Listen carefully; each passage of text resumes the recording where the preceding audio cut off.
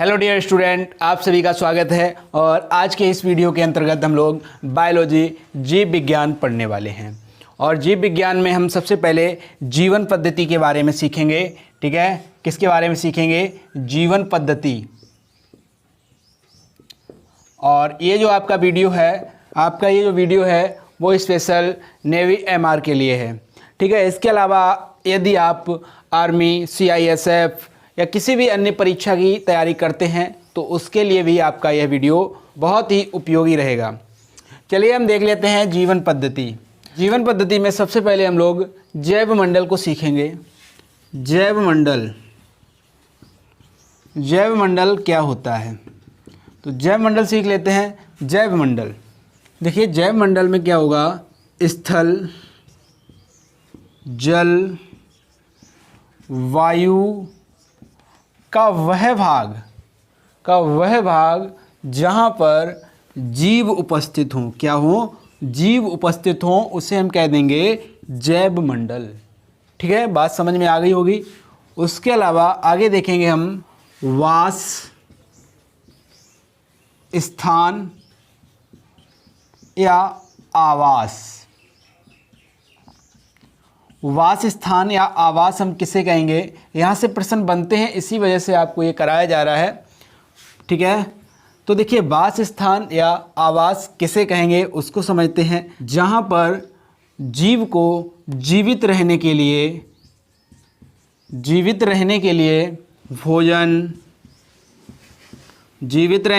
भोजन, जनन करना तथा फलने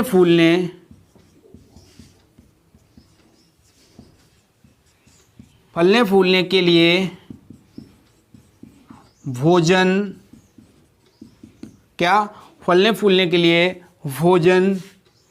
तथा अनुकूल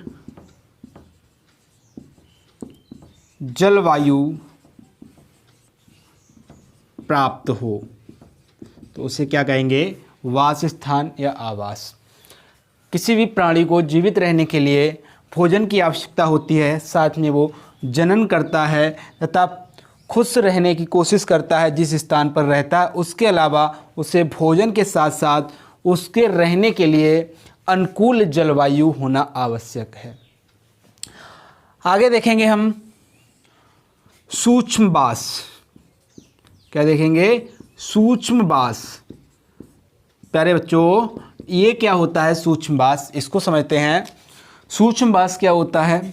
किसी वास या आवास स्थान के अंतर्गत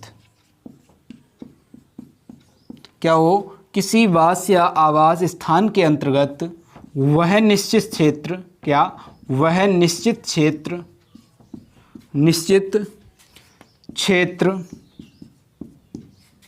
जो अपनी विशेषताओं के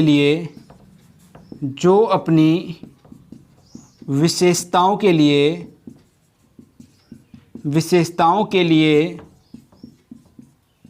किसी विशेष जीव, क्या है? विशेष जीव के लिए अनुकूलित होना चाहिए। अनुकूलित हो तो उसे क्या कहेंगे? सूक्ष्मवास कहेंगे। किसी वास या आवास स्थान के अंतर्गत, कोई वास है या आवास है, उसके अंतर्गत जो निश्चित क्षेत्र होगा, एक निश्चित क्षेत्र होगा जो अपनी विशेषताओं के लिए क्या होगा? अपनी खुद की विशेषताओं के लिए किसी विशेष जीव के लिए वह जगह क्या होगी? अनुकूलित होगी। तो उसे क्या बोल देंगे? सूक्ष्मवास बोल देंगे। ठीक है, चलिए आगे देखते हैं। उसके बाद आता है हमारा जाति। आखिर ये जाति क्या होती है? जंतुओं एवं पौधों का ऐसा समूह, कैसा समूह? ऐसा समूह जिसमें क्या हो? समानता हो। समानता हो। इसके अलावा और क्या विशेषता होती है जाति में? तो दूसरी विशेषता होती है आपस में क्या लिखेंगे, परस्पर ये क्या करेंगे, आपस में जनन कर सकते हैं, आपस में जनन कर सकते हैं, जनन करते हैं। क्या होना चाहिए? जंतुओं एवं पौधों का एक ऐसा समूह जिसमें समानता हो, दूसरा आपस में या परस्पर जनन कर सकते हो, उसे कहते हैं जाति। ठीक है, जाति समझ में आ गई होगी। चलिए आगे देखते हैं। अगला है परभक्षी। परभक्षी खाद्य श्रृंखला, खाद्य श्रृंखला ये क्या होता है? परभक्षी, परभक्षी में एक जीव दूसरे जीव को खाता है। क्या करता है? एक जीव दूसरे जीव का भक्षण करता है, भक्षण करता है। ठीक है, क्या करता है? परभक्षी जो खाद्य श्रृंखला होती है उसमें एक जीव दूसरे जीव को खाएगा। ठीक है, उसके अलावा जीव विज्ञान की वह शाखा जिसके अंतर्गत पक्षियों का अध्ययन किया जाता है। किसका? पक्षियों का अध्ययन किया जाता है, पक्षियों का अध्ययन, पक्षियों का अध्ययन। अध्ययन क्या कहलाएगा? ऑर्निथोलॉजी कहलाता है। क्या कहलाता है? ऑर्निथोलॉजी। ठीक है, क्या कहलाता है? ऑर्निथोलॉजी क्या कहलाएगा? पक्षियों का अध्ययन क्या कहलाता है? ऑर्निथोलॉजी। ठीक है, चलिए आगे देखते हैं इसी में। उसके बाद आ जाता है आपका मोविंग। क्या होगा? मोविंग। आखिरकार ये मोविंग क्या होता है? कुछ पक्षी ऐसे होते हैं जो अन्य जीवों को डराने के लिए या अपने भोजन से दूर भगाने के लिए विशेष प्रकार की आवाज़ निकालते हैं, जिसे कहते हैं मोविंग। ठीक है, कुछ ऐसे भी पक्षी होते हैं जो दूसरे जीवों को डराने के लिए या अपने भोजन से दूर भगाने के लिए एक विशेष प्रकार की आवाज़ निकालते हैं, जिसे बोलते हैं मोविंग। बात समझ में आ गई होगी। चलिए आगे समझते हैं। उसके बाद आता है निलयन। निलयन क्या होता है? निलयन को समझते हैं। पक्षी जब उड़ते हैं या भोजन की तलाश में कहीं जाते हैं, उसके बाद जब वो वापस आते हैं थकने के बाद, जो आराम करने की क्रिया है उसी को कहते हैं निलयन। ठीक है, क्या बोलते हैं? निलयन। ठीक है, उसके अलावा नीडिफ्यूगस। क्या? नीडिफ्यूगस या नीडापाश्रयी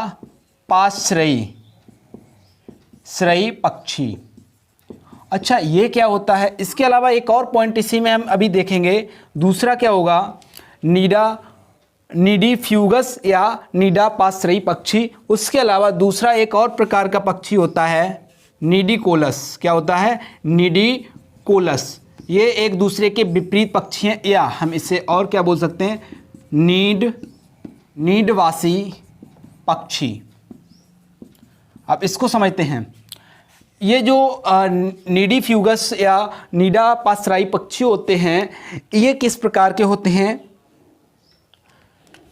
ये जब अंडे से बाहर निकलते हैं, अंडे से जब बाहर निकलते हैं तो इनके पंख, आँख खुली हुई होती हैं, पंख विकसित होते हैं। इसके अलावा इनके पैर भी विकसित होते हैं, और जैसे ही ये बाहर निकलते हैं इन्हें खाना की आवश्यकता होती है और ये खुद से ही खाना ढूंढने के लिए निकल जाते हैं और ये अपने घोंसले को छोड़कर चले जाते हैं। तो ऐसे पक्षियों को क्या कहते हैं? नीडापाश्रयी पक्षी कहते हैं। इसमें उदाहरण के तौर पर आप देख सकते हैं मुर्गी। ठीक है, मुर्गी आपका कैसा पक्षी है? नीडिफ्यूगस या नीडापाश्रयी पक्षी है। उसके अलावा नीडाकोलस या नीडवासी पक्षी। नीडिकोलस का अर्थ होता है निर्माण, यानी नीडिकोलस का अर्थ होता है घोंसला या घोंसले में रहने वाला। आपने एक लाइन पढ़ी होगी, नीड का निर्माण फिर। तो वो नीड क्या है? घोंसला है, और वासी रहने वाला, यानी कि घोंसले में रहने वाला। या हम इस प्रकार भी समझ सकते हैं, जब नवजात चूजा अंडे से बाहर निकलता है तो उस समय निडिकोलस पूरी तरह से विकसित नहीं होता है, ना उसकी आंखें खुलती हैं और ना ही उसके पैर विकसित होते हैं, ना उसके पर विकसित होते हैं, ना उसके पर विकसित होते हैं। वो अपनी माँ पर डिपेंड करता है और अपनी माँ के द्वारा ही भोजन को करता है, अपनी घोंसले को नहीं छोड़ सकता तुरंत। ठीक है, तो ऐसे पक्षियों को निडिकोलस या नीडवासी पक्षी कहते हैं। बात समझ में आ गई होगी। चलिए आगे की तरफ बढ़ते हैं।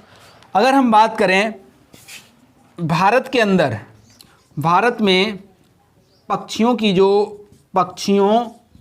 की स्वदेशी जो प्रजाति हैं, क्या स्वदेशी प्रजातियां हैं वो कितनी हैं?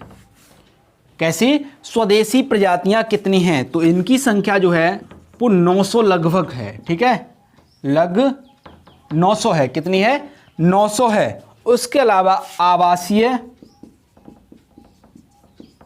आवासियों की संख्या है 300।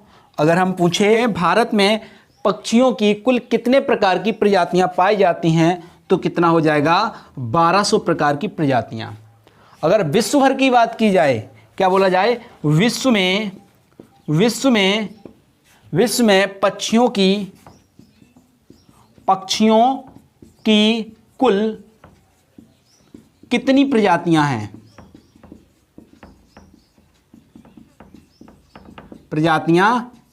तो आपका जवाब होगा 8600 प्रजातियां हैं। ठीक है, बात समझ में आ गई होगी। चलिए आगे देखते हैं। अफ्रीका में 2 प्राणी हैं, ज़ेब्रा और वारहसिंघ। ठीक है, वारहसिंघा। इन दोनों के झुंड, ये आपस में कैसे रहते हैं? ये झुंड बनाकर रहते हैं। इन दोनों के झुंडों में एक पक्षी होता है जो साथ में रहकर भोजन करता है, तो उस पक्षी का नाम है बाज। ठीक है, ये क्वेश्चन पूछा गया था नेवी एमआर में, तो इसलिए आपको ये क्वेश्चन बता दिया। ज़ेब्रा और बारहसिंगा के ग्रुपों में ये कौन सा पक्षी रहता है? बाज रहता है। और ये कहाँ, किस जगह पर? तो अफ्रीका के अंदर। बात समझ गए।